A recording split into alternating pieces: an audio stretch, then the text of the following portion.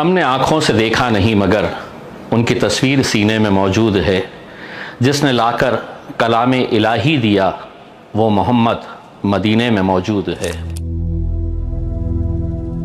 जिस मोहम्मद की मोहब्बत में हम मदीना तक चले जाते हैं, उनके खिलाफ गुस्ताखी होती है, तो क्या हम मुंबई तक नहीं जा सकते? बस इसी सोच को लेकर हमने तय किया कि हम मुंबई की तरफ जाएंगे। सरला बेटाचे महंत रामगिरी महाराज यांनी नाशिक जिल्ह्यामधल्या सिन्नरच्या पंचाळे गावामध्ये प्रवचनाच्या दरम्यान एका धर्माविषयी केलेल्या वक्तव्यामुळे वैजापूर शहरामध्ये तणाव निर्माण झाला होता। सरकार चाहती है कि हमने सड़क के ऊपर आना तो सुन ले सरकार, 5 दिन के बाद आपको बताया जाएगा कि सड़क के ऊपर कैसा निकला जाए, मुंबई की तरफ कूच कैसा किया जाएगा।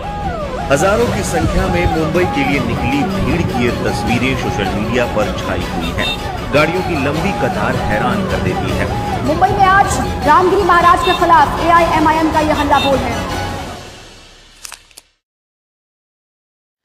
अब सवाल ये पैदा हुआ कि जाए तो कैसे जाए, कैसी तरतीब बनाई जाए, कितने गाड़ियां रहेंगे, कितने लोग रहेंगे, अगर भीड़ ज़्यादा हो जाती है, गाड़ियां ज़्यादा हो जाती है तो उसका डिसिप्लिन कैसे मेंटेन किया जाएगा। कुछ चाहने वालों ने समझाया कि क्या ज़रूरत है ये करने की, अगर कुछ गड़बड़ हो गई तो सबसे पहले आपको पकड़ा जाएगा।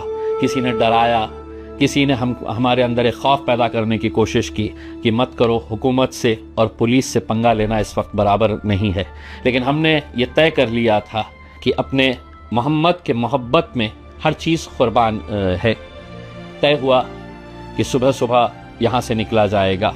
महाराष्ट्र के कोने कोने से लोग अलग अलग रास्ता इख्तियार करते हुए मुंबई की तरफ जाएंगे। 23 सितंबर का दिन चुना गया। सुबह सुबह जल्दी निकलना था तो दूर दराज के जितने भी लोग थे वो रात में ही औरंगाबाद पहुंच चुके थे। हमने खुद भी तसव्वुर नहीं किया था, सोचा नहीं था कि इतने सारे लोग यहाँ पर आ जाएंगे। अब उन्हें रहने का इंतज़ाम करवाना था, उन्हें सुलाने का इंतज़ाम करवाना था। वो दूर दराज से सफ़र करके आ रहे थे तो रात के खाने का इंतज़ाम करना था, क्योंकि जिस काम के लिए हम जा रहे थे वो अपने मोहम्मद की मोहब्बत में जा रहे थे।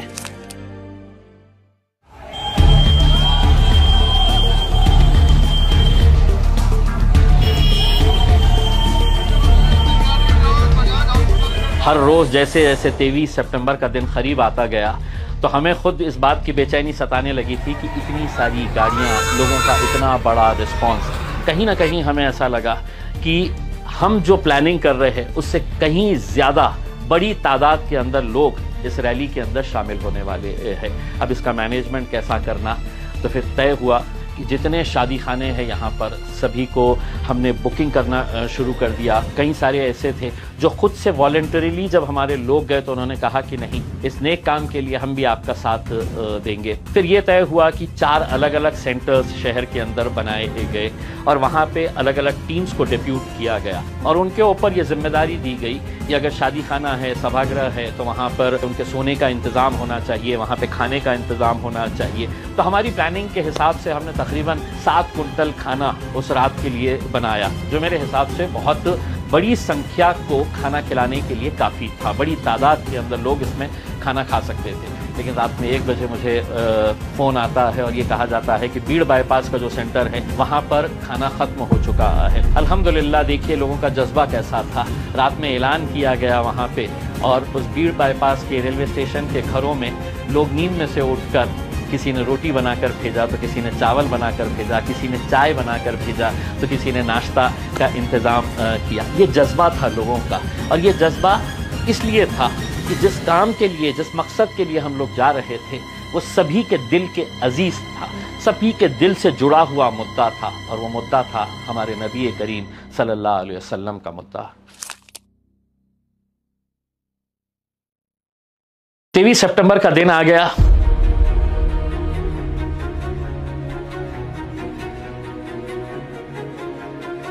सुबह सुबह हमने तय किए थे कि हम 7:30 बजे जहाँ जहाँ पर भी जो सेंटर्स के ऊपर गाड़ियाँ रुकी है उनको ये ताकीद कर दी गई थी कि सुबह जल्दी से आपको फजर की नमाज़ पढ़ के आपको नाश्ता करवाना है और 7:30 बजे सब एक जगह से होते हुए पूरा काफिला निकलेगा। 7:30 बजे हम लोग अपने घरों से निकल गए। हर एक गाड़ी के ऊपर तिरंगा लहरा रहा था। वो मंजर देखते बनता था।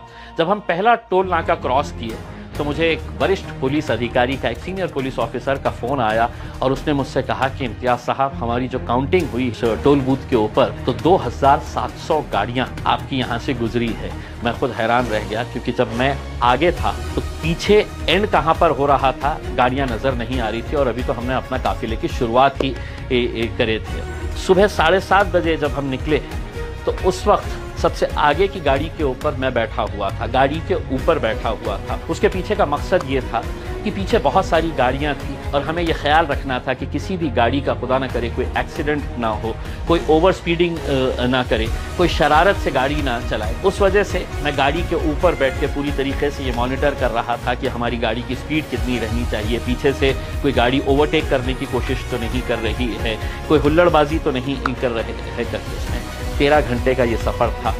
मैंने अपनी ज़िंदगी के अंदर ऐसा मंजर नहीं देखा कि घंटों तक लोग गाड़ियों के ऊपर लटके हुए थे, क्योंकि लोग ज़्यादा हो गए थे, गाड़ियाँ कम हो गई थी।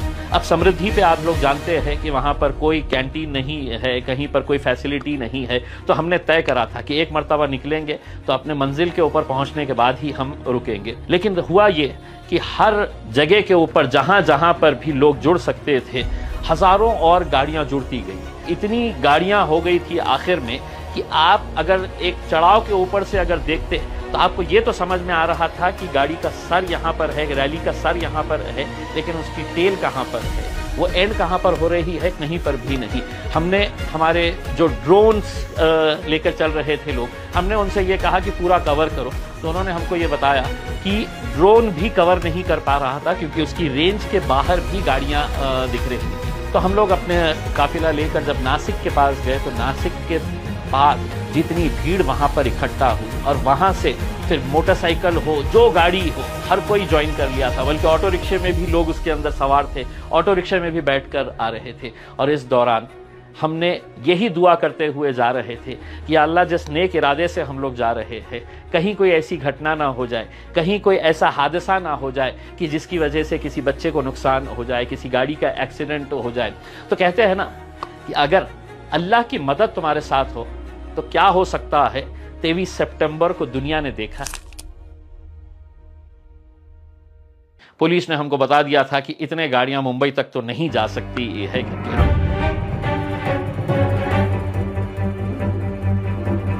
मुझ पर दबाव ये था कि किसी मिनिस्टर ने आना चाहिए ये लेने के लिए, लेकिन मैं जानता था कि बच्चों के अंदर गुस्सा कितना है करके, और इतनी भीड़ के अंदर अगर कोई मंत्री अगर आता तो शायद बच्चे उसको पॉजिटिवली नहीं लेते और उनका गुस्सा कहीं ना कहीं फूट पड़ता।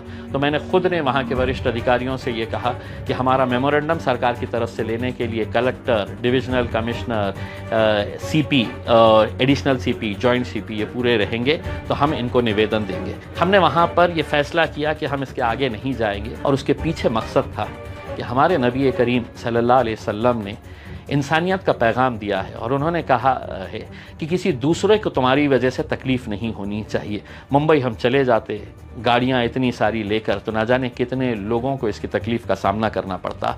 हम गए वहाँ पर और हुकूमत को, सरकार को एक पैगाम दे दिए है कि ये मुल्क संविधान के हिसाब से चलना चाहिए, कोई भी किसी भी जाति, धर्म और मज़हब के बारे में नहीं बोलना चाहिए।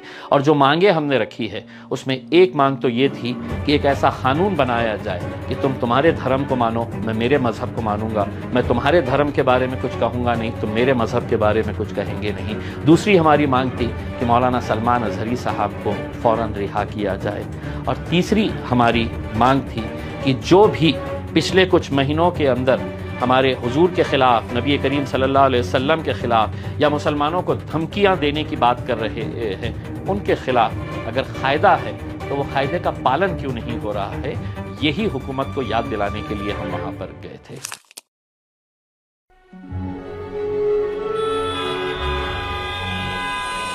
बहुत सारे बुज़ुर्ग लोगों ने अपने बयानात में ये कहा है कि हमने 76 साल मुल्क की आज़ादी के अंदर इतनी बड़ी रैली किसी एक मुस्लिम कॉज के लिए हमने देखी नहीं थी। और अल्हम्दुलिल्लाह ये इसलिए मुमकिन हो सका कि हर इंसान इसके साथ जुड़ा हुआ था, दिल से जुड़ा हुआ था। अगर कोई ये कहता है कि ये मैंने किया था तो बिल्कुल गलत है। मैंने सिर्फ आवाज़ लगाई थी, और कहते हैं ना कि मैं अकेला ही चला था जानिब मंजिल, मगर लोग आते गए और काफिला बढ़ता गया। अब उसके बाद क्या रामगिरी की गिरफ्तारी हुई है, क्या किसी के ऊपर कार्रवाई हुई है करके, उसमें हमारा मकसद यही था, हम ये पैगाम देना चाह रहे थे कि हम भी इतने मुर्दार कौम नहीं है, हम भी सड़क के ऊपर आ सकते हैं, हम भी जमहूरियत के अंदर अपना एहतजाज दर्ज करा सकते हैं। यकीनन हमारी इस रैली का असर ये हुआ कि पुलिस डिपार्टमेंट भी सतर्क हो गया, अदालत को भी समझ में आया कि मुसलमानों के अंदर कितना गुस्सा है। और दूसरी बात यह है कि ये रैली ख़त्म होने के फ़ौरन बाद बहुत सारे अलग अलग राजनीतिक पार्टियों के MLAs और MPs जो मुसलमानों के वोट के ऊपर अपना राजनीतिक सफ़र करते हैं, उन्हें मालूम है कि अगर मुसलमान हट गया तो हमारी राजनीति की दुकान बंद हो जाएगी, तो उन्हें जब ये रैली के मंजर देखने को मिले तो दूसरे ही दिन ये लोगों ने सरकार को, हुकूमत को, चीफ मिनिस्टर को लेटर लिखकर ये मांग की कि रामगिरी के खिलाफ कार्रवाई होनी चाहिए, नितेश राणे के खिलाफ कार्रवाई होनी चाहिए। तो ये असर तो हुआ ही। सलाम है इम्तियाज जलील को, उसके एहतिजाज को सलाम है, पुरअमन अंदाज को जला सलाम है। हम तो दुनिया को बताते हैं, उधर उस कलंदर ने भी, मर्द कलंदर ने उधर वो रैली निकाल के इम्तियाज जलील ने भी बता दिया, दुनिया को समझा दिया कि देखिए इस पूरी रैली के बाद अल्हम्दुलिल्लाह मैंने बहुत सारे उलमा इकराम के, बहुत सारे मौलानाओं के बयान सुना हूँ, और उन्होंने जिस तरीक़े से इस रैली की तारीफ़ की है, यकीनन मेरे हिसाब से हमारा मकसद भी यही है। हम यही कहना चाहते हैं कि हमारे इख्तिलाफ़ हो सकते हैं, हम अलग अलग राजनीतिक पार्टियों में बटे हुए हो सकते हैं, हम अलग अलग तंजीमों से के साथ जुड़े हुए हो सकते हैं, हमारी अलग अलग एक जमात हो सकती है, लेकिन कभी ना कभी, कहीं ना कहीं कुछ ऐसे मुद्दे आएंगे इस मुल्क के अंदर जहाँ पर आपको बाहैसियत मुसलमान होकर खड़े रहकर लड़ना पड़ेगा। और मैं समझता हूँ इसकी शुरुआत इस रैली से की गई है।